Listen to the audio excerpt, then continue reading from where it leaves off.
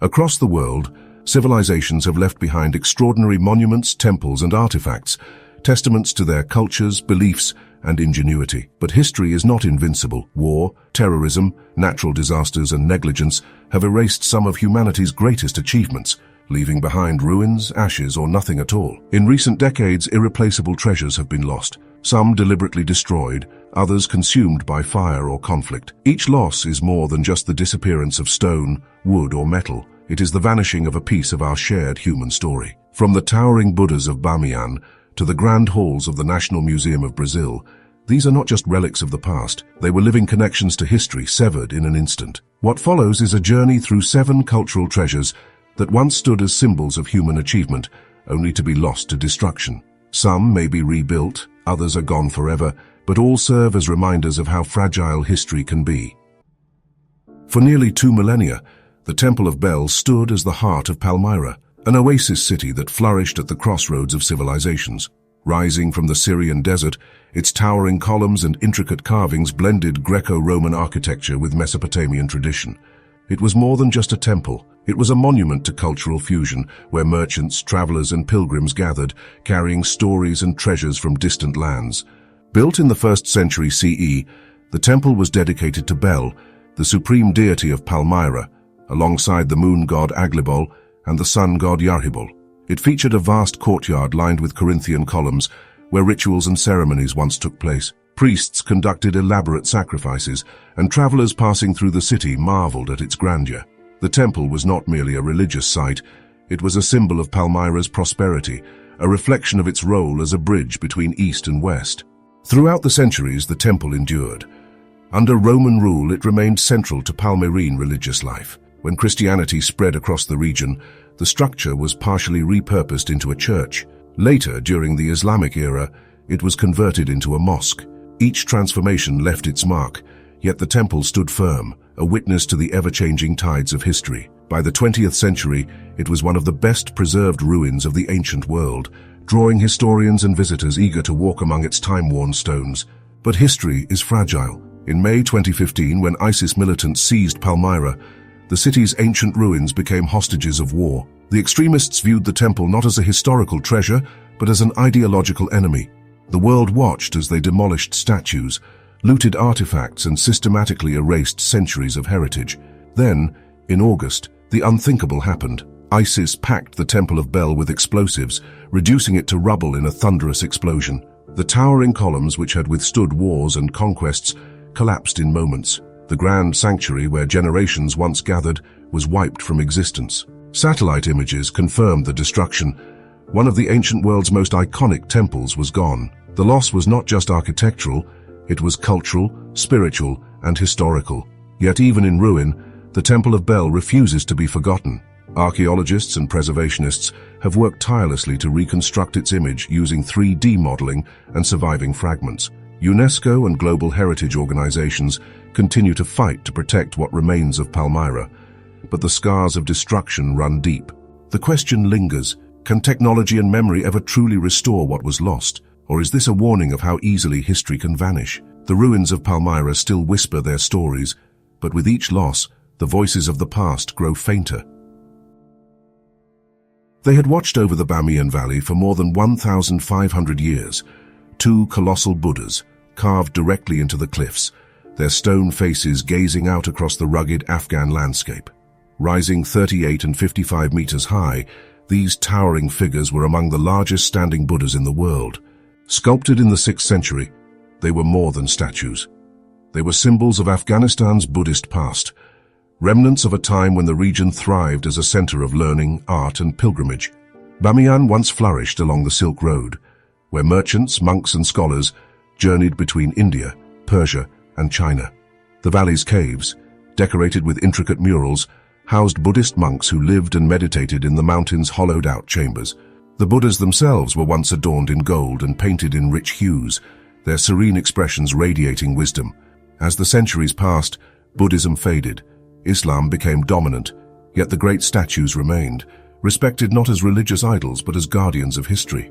Through invasions, wars, and political upheavals, the Buddhas endured. Even when the Mughal Emperor Aurangzeb ordered their partial destruction in the 17th century, they stood firm, their weathered faces still recognizable.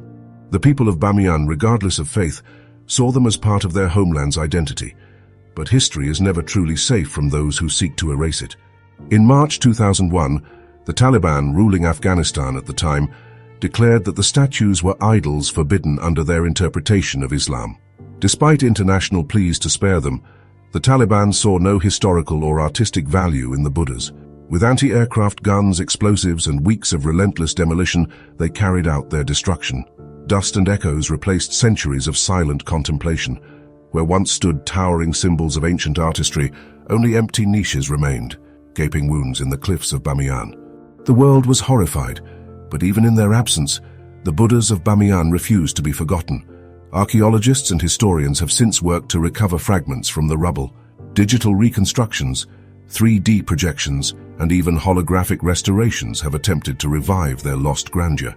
Some call for full reconstruction, while others argue that the empty voids should remain as a stark reminder of what was lost. What does it mean when history is deliberately erased? The empty spaces where the Buddhas once stood are more than just missing statues. They are a haunting testament to the fragility of human heritage. Some believe their destruction was an end, others see it as a beginning, a call to remember, to preserve, and to ensure that history is never so easily erased again.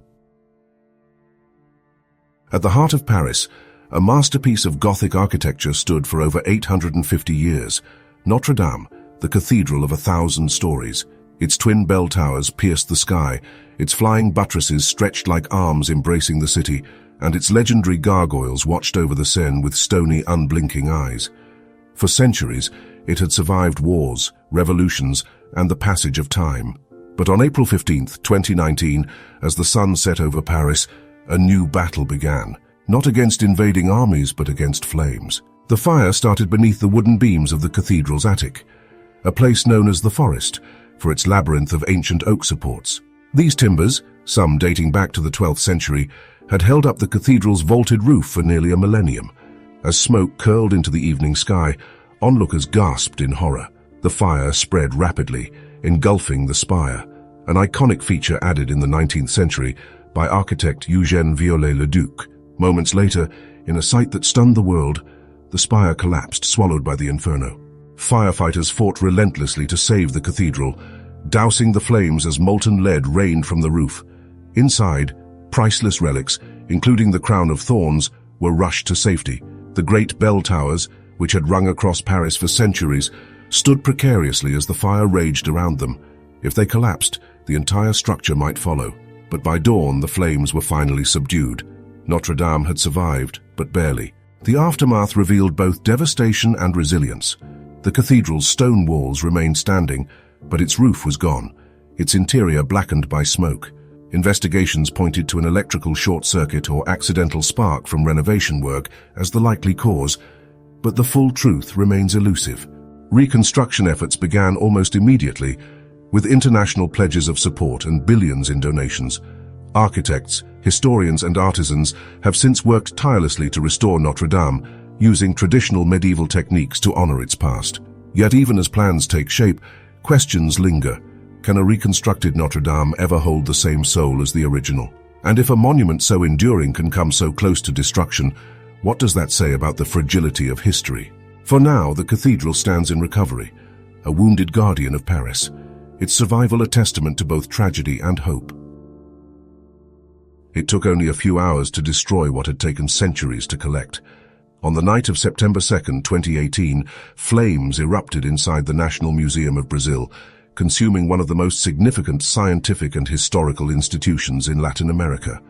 By dawn, nearly 90% of its collection, over 20 million artifacts, was reduced to ash and rubble. It was not just a museum that burned, but a vast archive of human civilization, natural history, and indigenous heritage. Founded in 1818, the museum was once the royal residence of Brazil's emperors before becoming the country's most prestigious research institution. Its halls housed irreplaceable treasures, the oldest human fossil ever found in the Americas, known as Lucia, dating back over 12,000 years, Egyptian mummies brought over by Emperor Pedro I, an extensive collection of pre-Columbian artifacts from lost civilizations, and the Bendigo meteorite, a 5.3-ton space rock that had survived a fiery fall to Earth millions of years ago. Beyond its human history, the museum was home to vast collections of fossils, botanical specimens, and taxidermied animals, many belonging to extinct species. Researchers worked daily in its laboratories, unraveling the mysteries of Brazil's deep past. Yet despite its importance, the museum had suffered years of neglect. Government funding had dwindled, leaving the building in disrepair. Electrical issues went unfixed, fire prevention systems were outdated, and the grand palace that held these treasures was crumbling. Then disaster struck. When the fire alarms failed and water hydrants near the museum ran dry, there was little that could be done. As flames spread unchecked, desperate museum staff rushed into the burning building, risking their lives to save whatever they could. Some carried out indigenous masks and ancient fossils in their arms. Others smashed display cases, grabbing rare manuscripts before the Inferno consumed them. The Bendigo meteorite, unable to burn, remained among the wreckage, but most of the collection was lost. By morning, the scale of the devastation was clear. Priceless documents turned to dust. Artifacts that had survived thousands of years were gone in a single night. The skeletal remains of Lucia, once thought to be lost forever, were later found in the rubble, though badly damaged. Some fragments of artifacts were recovered, but many were beyond saving. The fire was not just a tragedy, it was a warning. If one of Latin America's most important museums could be lost due to neglect, how many other irreplaceable collections are at risk? Promises were made to rebuild, to restore what little remained, but the reality is unavoidable. No reconstruction can bring back what was lost. The National Museum of Brazil was more than a building. It was a guardian of history, and now, much of that history exists only in memory. There are cities that seem to exist outside of time, their walls holding the echoes of countless generations. Sana'a, the capital of Yemen, is one such place. For over 2,500 years, it has stood as one of the oldest continuously inhabited cities in the world, a labyrinth of towering mud brick houses, ornate mosques, and bustling souks. To walk through its ancient streets was to step into a living museum, where the past and present intertwined. But even cities built to endure can fall victim to forces beyond their control. Sana'a's old city was a masterpiece of architecture, its skyline dominated by multi-story homes, decorated with intricate white gypsum patterns. Some of these buildings had stood for over 1,000 years, passed down through generations, their thick walls keeping the desert heat at bay. Minarets rose from historic mosques, including the Great Mosque of Sana'a, believed to date back to the time of Islam's earliest expansion. The city's markets were once a vital stop on ancient trade routes, where merchants bartered for spices, textiles, and Arabian coffee, said to have originated in Yemen. Yet, for all its beauty and history, Sana'a has long been shaped by conflict. Empires and dynasties have fought over it for centuries, but in 2015, war brought devastation unlike anything before. As the Yemeni civil war escalated, airstrikes rained down on the city. The very heart of Sana'a, its historic old city, was not spared. Bombs reduced centuries-old homes to rubble, shattering the delicate stained glass windows that once caught the morning sun. Entire neighborhoods collapsed, their foundations shaken beyond repair. The destruction was not just physical, it was a cultural erasure. The city's unique architecture, once a symbol of Yemeni identity, lay in ruins. Residents who had lived in the same homes for generations were displaced overnight, their ancestral ties severed. UNESCO condemned the attacks, calling the destruction of Sana'a's old city a loss for all of humanity. But words could not undo the damage. Even as war continues, efforts to preserve what remains persist. Local historians and conservationists document the ruins, hoping that one day Sana'a can rise again.